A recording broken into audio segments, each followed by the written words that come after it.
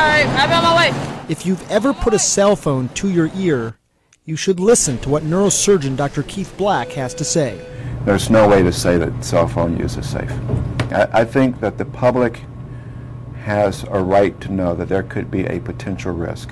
The public generally assumes that if one is selling something on the market, that we have had assurances that that device is safe. To be clear, Dr. Black's message is at odds with headlines from the largest international study on cell phones and cancer.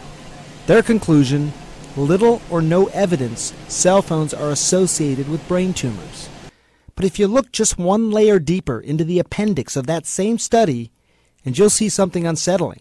Turns out participants in the study who used a cell phone for 10 years or more had doubled the rate of brain glioma, a type of tumor. And keep in mind, cell phone use in the United States has only been popular for around 15 years.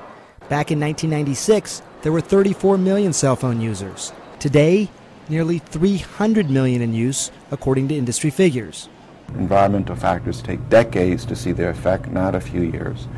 So if it may take decades to get a clearer answer, what can we say about cell phone safety now? Scientists here in San Jose, California, are trying to answer that very question. So one of the things we have to do first is literally put the brain inside the head. Exactly. So it's very light now. The FCC requires all cell phones emit below 1.6 watts per kilogram of radiation. Well, let's put some brain to it. In order to test for that, scientists here try and mimic the human brain with salt, sugar, and water. Let me show you precisely how they do this test. This is a model.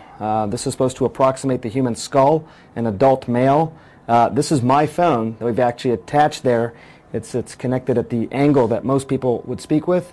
And inside over here, very important, this bubbly liquid inside, that's what represents liquid brain. What's going to happen is the phone is making a call. After a period of time, this device is going to come over here and start to measure radiation at all sorts of different points in the brain. After that, they're going to take all of those numbers, basically put it on a computer screen, and tell us where the hot spots are and just how high the levels got. My cell phone measured within FCC limits, but the whole process was, well, surprisingly low tech. And what about different size skulls? Or children? In children, their skull is thinner, their scalp is thinner, so the microwave radiation can penetrate deeper into the brain of children and young adults. And their cells are dividing at a much faster rate, so the impact of the microwave radiation can be much larger. But there have been no studies on children in cell phone safety. And here's something else that might surprise you. The cell manufacturers themselves actually advise against putting the cell phone right next to your head or really anywhere in your body. Take a look, for example, with the iPhone 4. The safety instructions specifically say when using the iPhone near your body for voice calls, keep it at least 15 millimeters or 5/8 of an inch away from your body. And what if you're a BlackBerry user specifically? They also have safety guidelines. In this case, they say keep it 0.98 inches or 25 millimeters from your body, meaning your head or really even your pocket. Dr. Keith Black has been talking about this longer than many, but the voices joining him are becoming louder and more prominent. The city of San Francisco pushed for radiation warning labels on cell phones.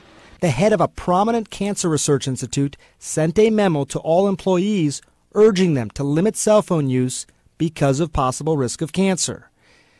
And the European Environmental Agency has pushed for more studies, saying cell phones could be as big a public health risk as smoking, asbestos, and leaded gasoline.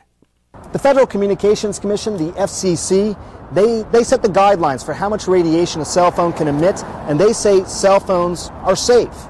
But how can they be so sure? Keeping them honest, we decided to come here to try and find out for ourselves, but they declined an on-camera interview.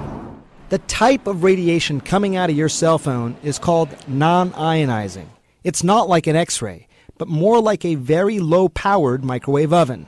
What microwave radiation does, in the most simplistic term, is very similar to what happens to your food when you put your food in a microwave oven. It's essentially cooking the brain.